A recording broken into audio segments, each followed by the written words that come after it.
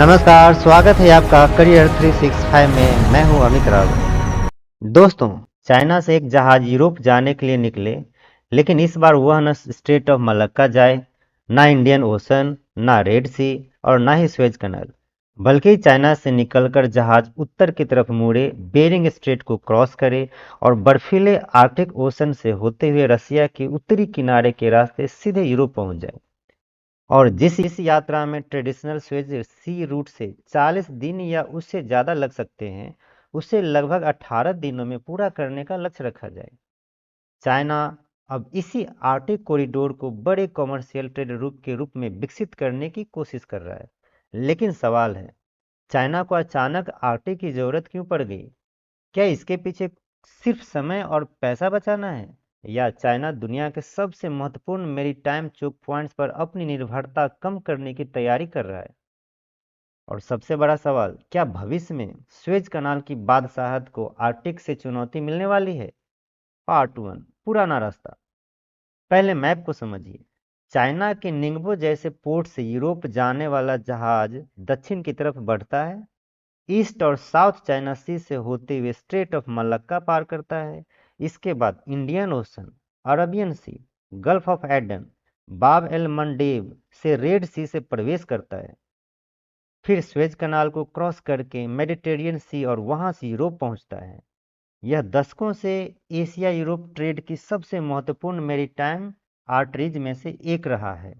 लेकिन इस रूट में कई चोक पॉइंट्स हैं।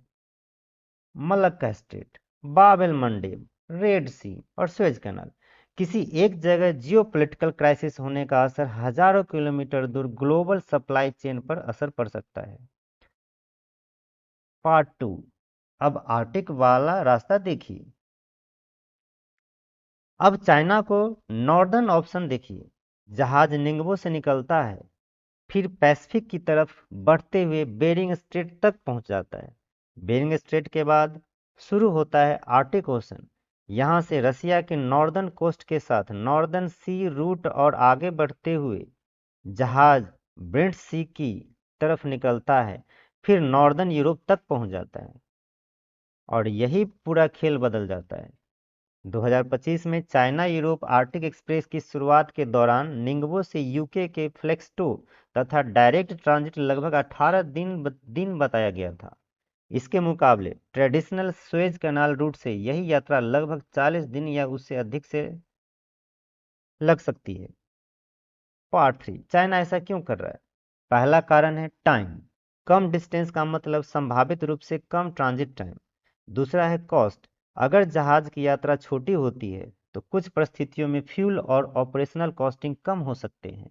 लेकिन तीसरा कारण सबसे ज़्यादा स्ट्रेटजिक है, चोक पॉइंट्स। ट्रेडिशनल रूट पर चाइना को मलक्का स्ट्रेट, रेड सी, बाबेल मंडेब और स्वेज जैसे क्षेत्रों से गुजरना पड़ता है। आर्टिक रूट इनमें से कई चोक पॉइंट्स को बाईपास कर देता है, यानी चाइना के पास यूरोप पहुंचने तक एक एडिशनल कॉरिडोर तैयार हो सकता है। पार्ट फोर, रसिया की भूमिका। लेकिन यहाँ एक और देश की एंट्री होती है, रसिया। नॉर्दर्न सी रूट रसिया के आर्टिक कोस्ट के साथ चलता है, इसलिए आर्टिक शिपिंग में Russian infrastructure, ice breaker, navigation capabilities बहुत महत्वपूर्ण है। यानी चाइना के पास कार्गो और मैन्युफैक्चरिंग पावर है और रसिया के पास आर्टिक जियोग्राफी। दोनों के स्ट्रेटजिक इंटरेस्ट यहाँ एक दूसरे से जुड़ते दिखाई पड़ते हैं। इसे बॉर्डर विजन इसी बॉर्डर विजन को अक्सर पोलर सिल्क रोड या आइस सिल्क रोड से जोड़ा जाता है। पार्ट फाइव, क्या स्वेज खत्म हो जाएगा? नहीं, कम से कम अभी तो बिल्कुल नहीं, क्योंकि आर्टिक ओशन कोई नॉर्मल हाईवे नहीं है। यहाँ सी आइस है, एक्सट्रीम वेदर है, नेविगेशन सीजन सीमित हो सकता है, एक्सीडेंट होने पर rescue infrastructure traditional shipping routes जितने विकसित नहीं हैं। इंश्योरेंस और स्पेशलाइज्ड शिप की लागत भी समस्या बन सकती है।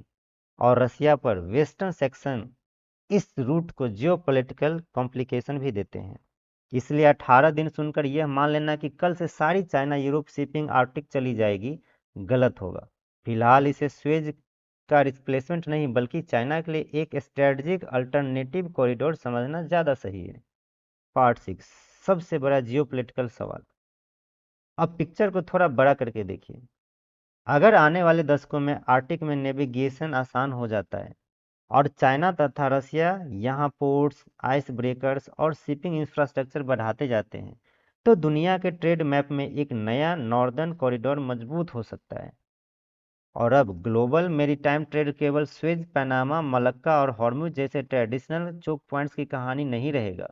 आर्कटिक भी ग्लोबल जियोपॉलिटिकल का महत्वपूर्ण हिस्सा बन सकता है, लेकिन इसकी एक बहुत बड़ी कीमत है। जिस मेल्टिंग आइस ने जिस मेल्टिंग आइस ने इस रूट को ज़्यादा एक्सेसिबल बनाया है, वही क्लाइमेट चेंज की गंभीर चेतावनी भी है। इसीलिए आर्कटिक एक्सप्रेस की कहानी सिर्फ चाइना और यूरोप की कहानी नहीं है, यह global trade, Russia China relations, climate change और आने वाले जियोपॉलिटिकल कॉम्प्लिकेशन चारों की कहानी है।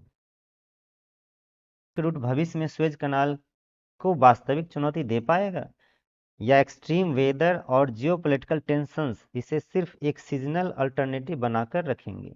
अपनी राय कमेंट में जरूर बताइए। ऐसे ही इंटरनेशनल अफेयर्स, जियोपॉलिटिकल और ग्लोबल इकोनॉमी की डिटेल्ड एनालिसिस के लिए करियर 365 को सब्सक्राइब कीजिए। धन्यवाद।